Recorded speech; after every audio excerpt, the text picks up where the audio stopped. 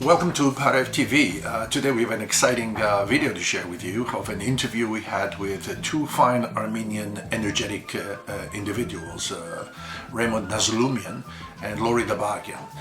They were at the Armenian Radio Hour of New Jersey for an interview about a project Raymond has created. It's the website is www.myani.org. And basically what it does is it connects talent from the diaspora, volunteers from the diaspora, connects them to students in Armenia in an effort to teach them English. This is a new project. It started in September 2015, and I have to say we find it very exciting. It has potential to grow. Based on some statistics of ANI's website, we learned that only 4% of the Armenian population speak English, and the idea ANI wants to have 100% of the Armenian population speak English by the year 2020. Raymond was born in Australia and he moved to the United States in New York. He's stationed in New York now for the past 2.5 years. And Lori Dabagian is well known to our community. She has been very active within Shushi Dance Ensemble and Armenian cultural life, including the radio. And very recently she did accomplish her studies in the medical field. Now she's Dr. Lori Dabagian. So we are very, very excited. We hope to learn more from this interview, share what we learned. And I'm sure you'll enjoy it. But all you've got to do is check them out at www.myani.org. And now we take you to the interview that was conducted on January the 10th, 2016. It's a new idea. This is the first time I hear about this. Based on the information I have, you are one of the creators. Tell me about who came up with the idea. What is the idea all about? Yeah, thank you. Thank you for having me on the show today. So ANI is a new non-for-profit platform that allows Armenians in the diaspora to help students in Armenia learn English through Skype. It was founded by my sister and myself about 6 months ago, and it's been going very strong over the last 6 months. We've had a lot of great feedback, a lot of great students involved, and it's continuing to grow and grow and grow. What is it that attracts volunteers to this program? Yeah, I think, look, as I said, we started October last year. We had 20 students and 20 coaches that were involved in the program. And over the last 3 months, we've had fantastic feedback. I think from the coaching point of view, I think the greatest impact is, it's very simple for coaches to give back, and it's a really rewarding experience. They're really helping these students improve their English, and it's very easy for them to do. It's half an hour, 45-minute once a week. So it's a very easy thing to fit into our coaches' busy lives. How did the idea come about? Were you in Armenia? When was the last time you were in Armenia, if you were? Yeah, I've been to Armenia a couple of times, but the idea came about. So my sister and I, we've both had great opportunities here, and we're both in the diaspora. But we wanted to give back to Armenia and help our brothers and sisters in Armenia. We looked around, and the two main ways we could see to do that was either to donate to Armenian causes, which we did quite a lot of, or the other option was to take 3 or 6 months off and actually move to Armenia and volunteer there. And while that would be great, and I would love to do that, it just wasn't practical. We were both in our careers, we have school, we have university, it's difficult for us to do that. It's not sustainable. So we started thinking about how can we make people like us and other people like us, make it easy for them to volunteer and have some sort of direct impact on our brothers and sisters in Armenia. You're lucky to have the person sitting next to you, Lori Dabagian, as one of the first volunteers. How did you get Lori involved? Well, I think when I spoke to Lori, she thought it was a great idea, it was a great opportunity, and I think it was fairly easy to get her involved. But I think, she's had some great experiences since then, and she's continued to be part of the program and wants to continue to be part of the program. And she's got a lot of her friends that have been part of the program as well. So I can maybe let her speak a little bit more about her experiences. Lori, it's, as I said many, many times, in any language I know, English and Armenian especially, it is really nice to see you. It's been a while. We have not seen you in the studio. You have been working hard for your medical degree. Congratulations, and thank you for joining us. And one of the questions I have for you, honestly, is if anybody is busy, it's Lori Dabagian who is busy. And how do you find the time to volunteer? First, thanks, Vartan, for having me back. I know it's been quite a while, but it feels like home coming back. The concept of time, I think, especially as it's become so much more limited in my career and in my training, you have to make time for what you think is important. And I guess I've always been so involved in the community. And, honestly, the things I was involved with were more of a time commitment prior. And I was involved with Shushi and coming here. And I found this as a good balance of something I could really fit into my schedule and do as I pleased. 30 minutes is nothing. And it's through a Skype. I mean, God knows how much time we spend on Facebook and all these social media to do it for a good cause. I mean, it's a no-brainer for me. It was an easy yes. When people ask me how do I do all the work within the community, I say I have no cell phone. And if you really think of how many hours we spend on cell phones and Facebooks and waste time, then you realize we can do much more. Lori, how has the experience been, and how can you say whatever you want to say to encourage others to participate? It's really hard to put into words, the experience. I guess by far even more so than anything I could have managed. I was a little apprehensive at first to open a relationship with someone younger in Armenia, and it was nerve-wracking.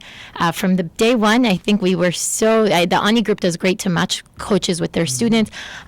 She became so comfortable with me. It became really, they call you a coach, and you're not much, it's not only teaching them English, they find comfort in you. You're this person who's become kind of a mentor. She has showed me her secret diaries. So it's a relationship. I look forward my 30 minutes. It energizes me in my busy work week that I'm not only educating her, but it connects me to Armenia. It's hard to explain. You have to do it to understand. Who is she? Tell us something about her. So I have she recently turned 14. Her birthday was actually the 6th, I think, of this month. Anush Greta. She's a student in, I think, 8th grade in a public school system in Yerevan. She is very smart. She speaks Armenian, Russian, and English. And she's actually, I think the students, they're on a range of where their English stands. She eventually wants to become a doctor, which is why I was partnered with her. But it's funny, we have so much commonalities. We discuss, when the things that happened in Paris recently, and she brought them up, and we'll talk about them. And it just their idea of the world and their concept of wanting to travel. And being in Yerevan, I'm a person now that she could kind of talk to. So obviously you know the Armenian. Does one have to know Armenian to facilitate the communication? I'll let you jump. Yeah, I was going to say, so we have a wide variety of coaches. Some of them know very well, very good Armenian. Others speak very little. And most of the sessions, or all their sessions, are encouraged to be in English. So you don't actually need to have any Armenian to be involved. And how do you match, Raymond? You must have a lot of power. How do you match? How much time do you spend on these things, and where do you find time? Look. When we match coaches and students, what we do is we spend 5 to 10 minutes with each coach and each student and find out a little bit more about them, what they like, what they want to do, what they want to be when they grow up, and then we match the coaches. So we kind of have someone, either some sort of common interest, some sort of common career, or some sort of common ambition. Is one of the main reasons. One of the main ways that we match. The other one is the times at which they want to do the Skype sessions. So we want to make sure it fits into everyone's lives, both on the coach side and on the student side. So we ask them what is their preferred time to do the sessions, and we'll match based on that as well. When you find the students in Armenia who must have a computer, must be connected to the internet, must have Skype facilities, are you leaving some others who may want to join out? Well, I think this is the greatest thing, right? Over the last few years, internet penetration in Armenia has really gone through the roof, and especially in Yerevan, you'll find most homes will have a computer, will have Skype. They're actually very comfortable with Skype. A lot of the kids use Skype regularly amongst their friends as well as messaging as well. So, internet penetration is continuing to increase in Armenia, and this is why this is so attractive.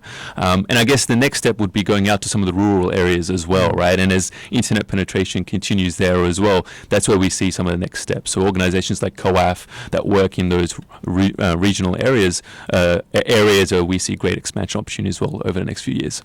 There are many, many ideas out there. There are many, many organizations and ideas that require money.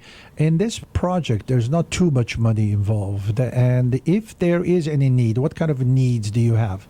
So I'll be honest, it's been great. Everything we've done so far has been on a volunteer basis. So we've had volunteers come help us build a website. We've had volunteer designers come help us design all of the elements of the website and the creative elements of it.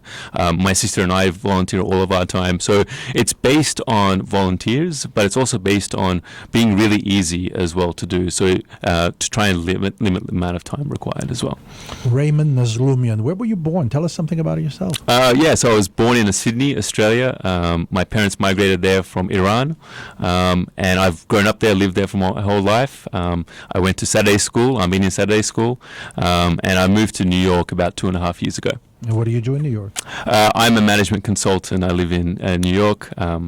So that's kind of what I do. Nice to have you here. Yeah, it's great to be here. Thank you very much. Laurie, what has been happening in your life over the last few years? So as you mentioned earlier, I finished, medical school at this point about 1.5 years ago. I'm currently in my residency training in physical medicine and rehabilitation. So that's been most of my time, strength, energy right now. And what is your message to younger members of the community who are listening to you in terms of supporting ANI or helping them check out ANI? What is your message? I mean, I can't recommend it more. It's a way to keep in touch with the community. It's a way to actually physically keep in touch with Armenia, which sometimes you find that lack in a volunteer organization. And the time management honestly has been so easy, and the reward to the 30-45 minutes you put in, there's just it's worth it. When is the next time you plan to visit Armenia? I now am itching to go because I have so hopefully I would say in the next year. I would love to. And I'm sure you will be visiting or meeting. Yes, that is exactly why. That really is a major meet. Raymond, anything in closing comments? You can speak also in Armenian. Հայերեն խոսիս? A little bit. Mikic. Պամուկ գուզես ասել հայերենով? Yeah, look, I was just going to say... հայերենով գուզես Maybe not in Hairen, but I think what I'd say, if anyone's even slightly interested, just go to our website, www.myani.org, and check us out. I'm happy to have a chat with you via Skype and answer any questions as well. So don't be apprehensive at all. Make sure if you any sort of interest in giving back, like I said, it's very easy. Just jump on our website and get in touch. Laurie Raymond հայերենով խնդրեցինք, նորեն անգլերենի քնած, քեզ մեկ խնդրենք հայերենով փակման խոսքը։ I guess շնորհակալություն որ ընդունեցիք մեզի հոս նորեն ռադիո ժամը շատ թրինով եւ բոլոր հայկական քաղաքին, I mean, եթե ժամը ունիք եւ միտքը որ Հայաստանի բզդիկները օգնեք, it's an opportunity, don't miss out. Herumi Manakas from MyANI.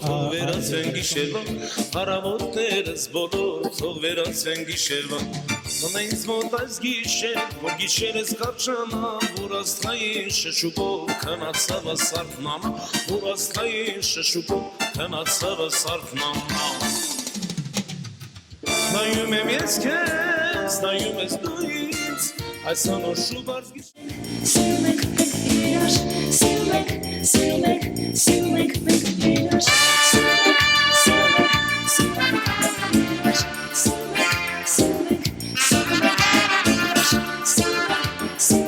Ay sanur Şubat gişe.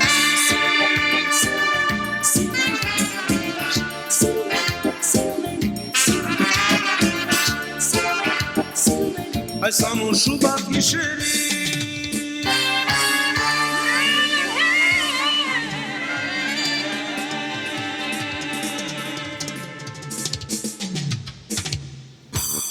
Ճոկլոսակ New Jersey հայկական ռադիոժամը 89.5 FM-ի վրա անգամ եւ շնորհավոր նոր դարի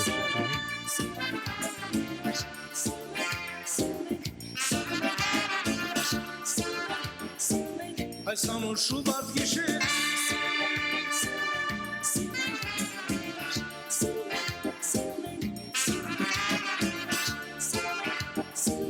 Այս անոր շուբատ գիշեր